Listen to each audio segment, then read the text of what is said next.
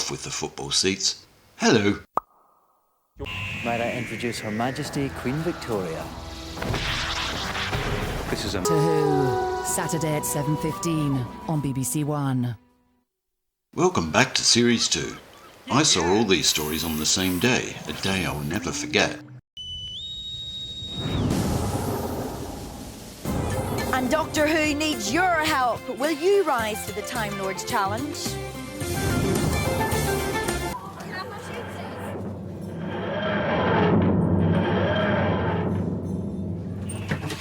Ooh. Did you watch Doctor Who last Saturday evening, or are you hooked? Well, if you did see it, you won't mind watching this little clip again. And if you didn't see it, well, here's a taster of what you missed.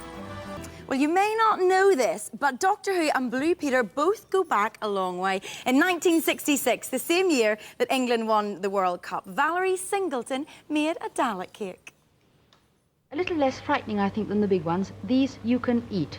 This one, first of all, is, in fact, a Swiss roll, which is covered with delicious chocolate icing. It's also got licorice and licorice all sorts, and these sort of button sweets at the bottom.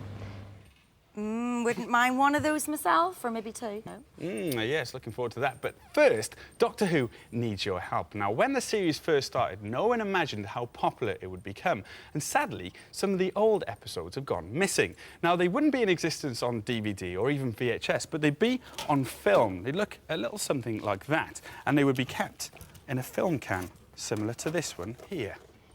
Now, miraculously, some of the old episodes actually have been unearthed. They've been found at car boot sales and in people's attics. But we want to find the rest of those missing episodes. So ask your friends, ask your relatives to have a hook about in their old belongings. And if you're lucky enough to find those missing episodes, well, do drop us a line or send us an email and we'll get in contact with you. Yes, you'll get to keep your film. What we want to do is clean it up and copy it so future Doctor Who fans can watch it as well. Plus, there's a very special award. If you can find one, well, we'll be sending you a life-size Dalek of your very own. Very scary, but very cool. So good luck with the search. If you want to travel back in time to the 1966 World Cup final or eat a piece of Dalek cake, well, you will need one of these. It is, of course, your very own TARDIS. Now, a TARDIS starts off its life as one of these. It is a fruit juice carton. Finishing touch is the lantern. To make that, you'll need a sports bottle top, paint it silver or colour in silver. So why don't you time travel forward to next Monday's Blue Peter? I know I said I wouldn't. I lied. David does know what time we're on, doesn't he? See, everything's all right now. How you doing? Everything's good in the world. You're Everything's here. good. Mwah. Make yourself Lovely cosy on the big seat. Thank you very much. Thank you very much. Good to see you. How's it been since the first one went out? It's been good. It seemed to go down well. People liked it, and everyone's looking forward to the next one. Including us. Now, we've got lots and lots of questions to ask you, but first, let's see you in action as the Doctor. Episode 1 and you get a big smack already. That's one of the perks of being the Doctor. It's nice to know you've still got it as well. Chelsea Hawkins would like to know, when you said yes to playing the role of the Doctor, what was going through your mind? It was a bit of a big one, really. You realise you're taking on something that gets a lot of attention. You know, it's got its own extra show. You know, it's a big deal, and you have to take a bit of a deep breath. It was very exciting. I was thrilled, and I was really looking forward to it. But at the same time, it's quite daunting, yeah. And the great thing about the Doctor is that every time the Doctor regenerates, there's a different personality as well, so you weren't having to fill anybody's shoes, it was just a case of being yourself. Yeah, no, you get to bring whatever you want to it, really, and you get to sort of bring your own ideas and your own energy to it, you know. So what type of Doctor did you have in mind that you wanted to be? Was there any from the past that you loved? I don't know. I didn't really think about it that way. I think you get the script and you've got to kind of attack it and kind of get in there and see what comes out. I didn't try to be too sort of self-conscious about it before I started. I think you've got to sort of roll with the punches a bit. Now, Harriet from St Albans wanted to know, how many times did you have to do that disinfectant scene where you get soaked and then blow dried? It was quite a few, and each bit was done separately. So we got soaked. And then we did the powdering bit, and then we did the hairdryer bit, and that was all sort of spread through the day. And we had to get soaked certainly 3 or 4 times, because the first time it was warm water, And then, of course, they had to refill the tank very quickly, so they just did it straight out the tap, so it was kind of cold after that, so it got less pleasant as the day went on. All in a day's work for the new face of Doctor Who. Of course it is, of course it is. It's not hard to act against that at all, because he twitches and he moves away, and he's very lifelike indeed, yeah. He's more lifelike than some of the actors we get. That's a joke, Of course. Yeah, now let's see a bit of you two bonding. The man who put the Who in Hooroo, it's David Tennant. Hello. Oh, yes. Good to see you. This is it. Good luck, guys. Now, we're not just playing for the title of Hooroo here. There's something else that you're playing for. If you win, David's brought something that's personal to him, so talk us through it. Well, on Doctor Who, whenever a script is sent out to anybody, their name is printed on every page so that it's a security measure, you see. So this is one of my own personal scripts for the Christmas invasion.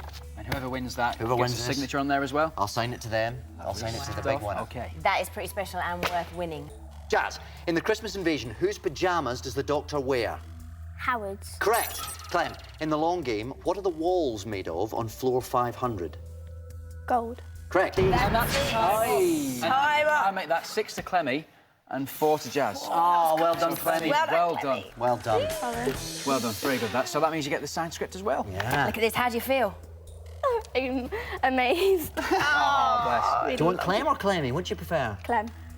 Lovely stuff. Well, Clem, while you're getting that signed, I can now crown you the Hooroo. Well done. Where's Barney gone? We need him. Hang on a minute, hang on. We've got one final surprise yet before we go.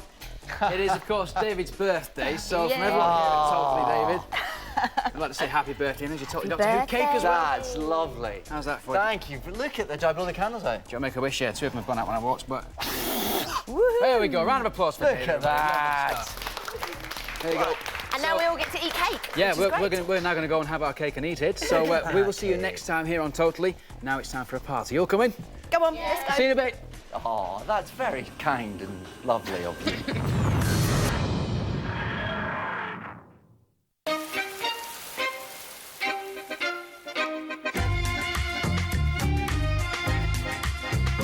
Confronting ancient evil and a deadly curse now on BBC One. Prepare for a frightening adventure with Doctor Who.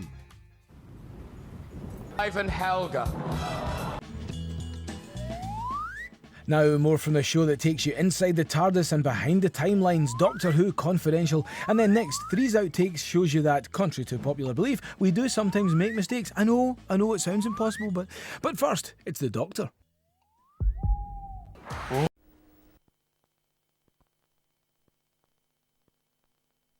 Good morning, class. Are we sitting comfortably? May I introduce Miss Sarah Jane Smith? Nice to meet you. K9! The time has come, my brothers. Today we shall become gods. Doctor Who. There seemed to be something new. Saturday at 7:20 on BBC One. And Blue Peter are feeding into the hype once again. I've just about made it. All I've got to do now is find K9 and finish my bark in the park. Better not keep it waiting. Thanks, Steve.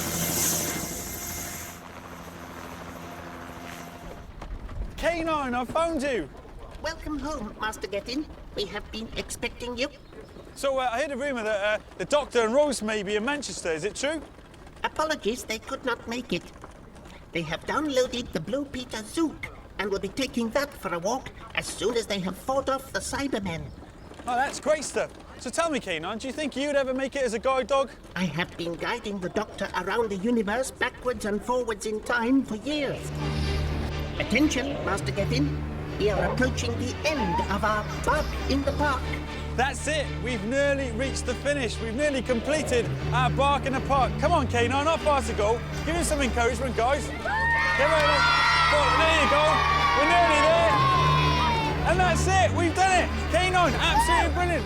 Thank you very much for inviting me. Nice one.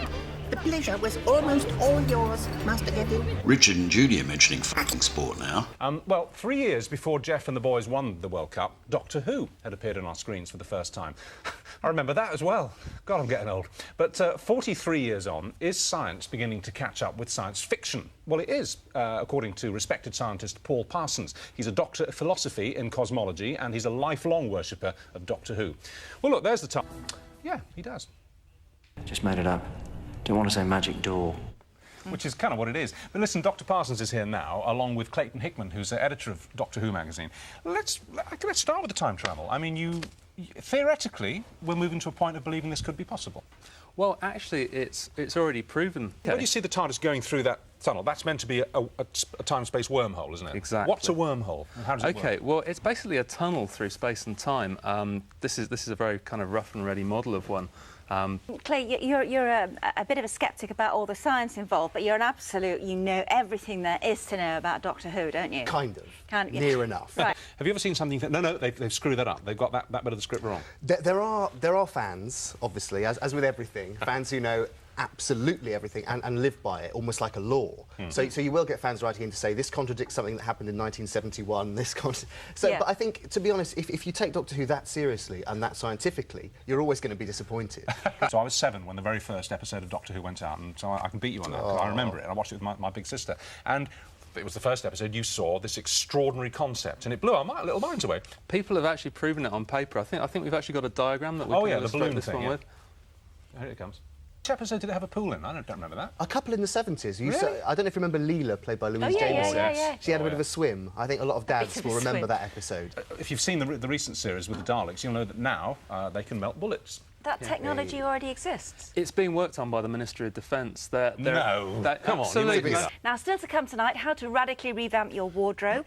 Meet the stylists who'll transform your old and ugly clothes to flattering high fashion. In a moment, we've got a very special guest coming in from the world of Doctor Who, and because of that, we're not going to be showing you how to make the inside of the TARDIS until next Wednesday's show. Doctor made a present of K9 to Sarah. And now Sarah and K9 are back. And guess what? I think they're about to arrive in the Blue Peter studio. And here they are, Sarah Jane Smith, also known as Liz Sladen, and K9 as well. Hello, guys. Welcome to the studio. Thank you, Gethin. I've got a new friend here. Great. Well, I better take socks off you there. Thank you. Well, hello, K9. How are you doing? I'm doing very well. Nice to see you, Master Gethin. Hello, Mistress. Hello, K9. And I think poor Socks didn't like being in the TARDIS. He didn't know where we were going to land, did you? Hey, Socks is fine now. What was it like going back to Doctor Who after such a long time? Well, it was a long time, but it wasn't scary because the meeting that I had with the creators of the new programme, they were on the same wavelength as to where I thought Sarah Jane would be now. I left Sarah Jane a great many years ago, but she never left me. Now, K9, have you changed at all? A little bit of rust, a little bit of denting, but apart from that, I am fully functional. I am fully functional. Well, Doctor Who now, it's gone past cult. I think it's tradition, almost. Very like Blue Peter. And you can't open a newspaper sometimes without someone saying, oh, it's as large as the TARDIS, and it's like the TARDIS inside. And I just think I'm so fortunate to belong to such a programme. I would defend the programme to anyone. I think it's wonderful that a new generation are seeing the programme now. You don't need to, it's great. Were you ever scared on set? I have to admit I was, yes. Really? Yes. And there was a moment, as Sarah, when I saw Davros on set for the first time. And Michael Wisher was playing Davros, and I think it's a wonderful performance. Although it's in a mask and sitting in a Dalek bottom, the shiver. Oh, K9, did you shiver? He makes some funny noises, doesn't he? I shivered too, Mistress. Yes, you agree? That's why we get on so well together. But you see, the fourth Doctor left her on Earth, and I think although she wanted to return to Earth, she thought he might come back. He sent her a present of K9, but he never sort of made an appearance again. And I think she thinks, well, why did I experience all that thing with this amazing character with two hearts and go around time and space? And you think, well, who can I talk to that about? No one will believe me. They'll think I'm mad. What did you think of Doctor number 10, David Tennant? Now, that'll be telling. Well, I will tell. You have to have that little extra charisma, yeah? And I think David's got it in spades in the new generation, so I guess he's the cool Doctor. He's fantastic. I think, K9's gone for a walkabout. I think K9 needs a little outdoor exercise. There's a great deal of proprietorial, jealousy. He's mine. No, he's not, you see. It's going to be good, He's isn't no it? one's. He's an alien. Yes. Hey, K9, what's it been like seeing your old master again? It was very pleasant. A most successful regeneration, though he did take his time. Yes, he did, he did. I am not at liberty to say what defensive capabilities I shall engage. You will have to watch. Lucy, Mabel. Brought Lucy and Mabel to come and meet K9. Say hello, K9. Girls, what do you think of that? Most satisfactory. Great stuff. Identified as friends. Up for grabs are 50 DVDs of the Genesis of the Daleks, signed by Liz herself. And all you have to do to win one of these is log on to the Blue Peter website. All the details are there. Liz, it's been great meeting you. Thank you so much for coming in. It's been a real treat, Gethin. Hasn't it, K9? Affirmative, mistress. And don't forget, watching mode is imperative on Saturday at 7:15. And I know I'm looking forward to it. And also to tomorrow's Blue Peter. Nina's cancer fears come to the fore. Casualty tonight at 8:40 here on BBC One. And now it's Friends reunited as the Doctor goes back to school. Doctor Who, Confidential. The one to watch tonight. A spaceship from the 51st century stalking a woman from the 18th. Why? Doctor Who, next on BBC One. Yet again, Blue Peter. Buenos TARDIS. See what you did there, TARDIS. And for one day only, the TARDIS stands for time and relative dimension in studio, because it's no longer in space. We have it right here with us. Now, if you thought your TARDIS was half finished, well, worry not, because the magic of telly. And if you literally draw right around it, including the little hole in the middle, and leave a bit of a section out of it, so you can see it's all coming together. Now, what do you make of that? I think Socks is a Doctor Who fan, to be honest. Good. It is ingenious, and you can find it all on there. Yes, indeed. Now, when Matt went on a sporting mission... Tennant was on again. What was I supposed to do? Last time we had David Tennant on the show, the response from you lot was so fantastic that, well, we just had to get him in again. So here he is, the one and only Doctor Who, Mr. David Tennant. Hey, lovely to see you. Hello. All right. All right. Oh, and your beard. Nice to see you again. You too, sir. Well, tell us about your favourite scene that you've worked on, and we'll see if we can sort that out for you. Favourite scene? Well, certainly one of my favourites was probably from the Christmas Invasion. Partly because it was one of the first ones I ever did, and it was the first time that myself and Billy and Camille Kaduri and Noel Clark, it was the first time the four of us were all together, and it's a scene on the balcony. Just the Doctor's still trying to recover from his regeneration. He's trying to sort it out, but he gets overcome again by regenerative trauma. Well, let's see how he gets on, eh? Okay.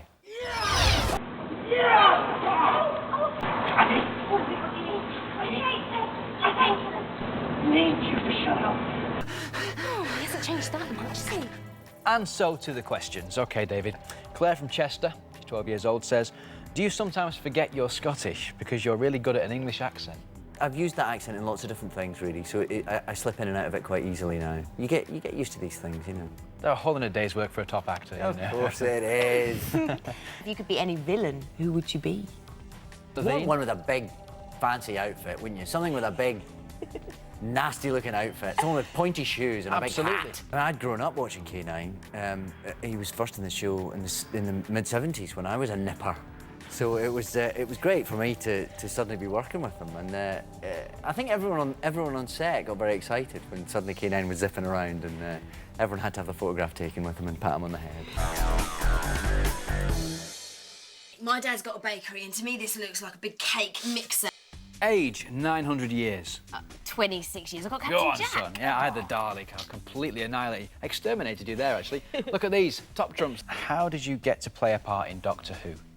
Well, it all goes down to my agent from the school, and then I went through the auditions, and then I just found out I got the part.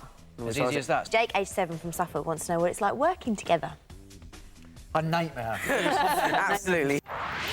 And totally, Doctor Who's back again next Thursday at 5 o'clock right here on CBBC One. That's one d'accord. And a little bonus clip. And here's someone else who likes a bit of grooming from time to time, don't you, Socks? Anyway, on to something completely different now. If you've been following Doctor Who recently, you will have come across these guys. Scary stuff. And as you just saw, the droids were actually clockwork robots in disguise. And the writer of the episode, Stephen Moffat, was actually inspired by a real-life story of a man who created his own clockwork robot over 200 years ago. See ya.